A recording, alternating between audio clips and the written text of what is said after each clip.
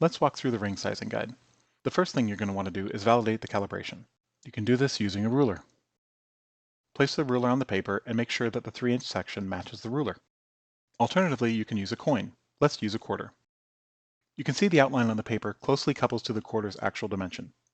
Now let's try measuring your finger using dental floss. I find the wax-covered dental floss works best since it sticks to itself quite easily. The slippery kind of floss is very difficult to use. Wrap it around the first knuckle of your finger so that it's tight but not cutting in. Now try to pull the ends at a 90 degrees so they stick together and stay there.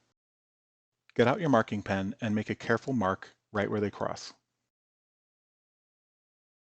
The smaller the mark is, the more accurate your string will be. I didn't do a very good job here. Now straighten the dental floss and bring it to the measuring lines on the paper. Find the line that most closely matches the distance between the marks. As you can see, my marks are quite wide, so we're going to choose the size that best fits between the two of them. In my case, size 12. Alternatively, you can use a wideband ring that already fits you well to test your ring size. Here I'm placing a size 12 ring on the paper. I can clearly see that there is extra space between the size 11 circle and the inside diameter of the ring, but I can barely see the size 12 circle around the inside diameter of the ring. I can't see parts of the size 13 circle when I place the ring over it, so clearly this is a size 12 ring. Now that I've determined my ring size is 12, let's try it on. It fits perfectly.